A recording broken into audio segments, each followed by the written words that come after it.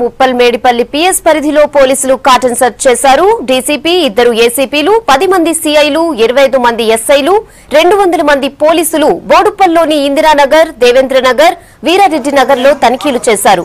పత్రాలు లేని 36 ద్విచక్ర వాహనాలు, 3 ఆటోలు, 7 సిలిండర్లను స్వాధీనం చేసుకున్నారు. 8 మంది అనుమానితులను అరెస్ట్ చేశారు పోలీసులు.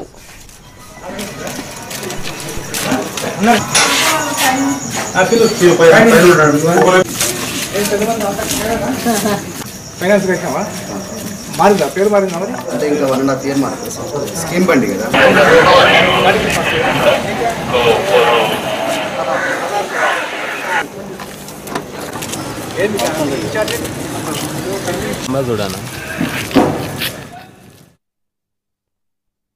Malkajgiri division Medipally PS limits లో ఇందిరానగర్ ఏరియాలో కార్డన్ సర్చ్ చేయడం జరిగింది.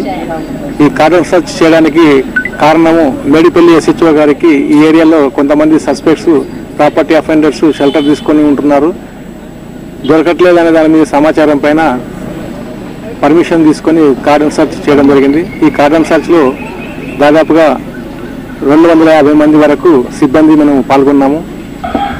ఈ కార్డన్ సర్చ్ లో ప్రజలు కూడా అందరూ అభినందించారు. ప్రశాంతంగా ఇలాంటి సర్చ్లు ఫ్యూచర్లో కూడా చేస్తే మాకు కాన్ఫిడెన్స్ ఉంటుందని చెప్పి ప్రజలు వారి యొక్క భావాలను వ్యక్తం చేశారు. ఈ కార్డన్ సర్చ్లో మాకు ఇప్పటి వరకు దాదాపుగా 36 2 వీలర్స్ వెహికల్స్ డాక్యుమెంట్స్ లేనటువంటివి, వాటిని అన్నింటినీ కూడా వెరిఫై చేయాల్సిన అవసరం ఉంటుంది. అదేవిధంగా 3 ఆటోలు, తర్వాత 6 సిలిండర్స్ కూడా దొరికినాయి. తర్వాత 2 బెల్ట్ షాప్స్ పెట్టి ఇల్లీగల్గా లిక్కర్ అమ్ముతున్నారనే సమాచారం మీద వాళ్ళు కూడా 2 దొరికారు. ఏదైతే వెహికల్స్ సీజ్ చేశామో ఆ వెహికల్స్ అన్నిటిని కూడా డాక్యుమెంట్స్ వెరిఫై చేసి కరెక్ట్ ఉంటేనే సంబంధిత వాళ్లకు హ్యాండ్ ఓవర్ చేయడం జరుగుతుంది.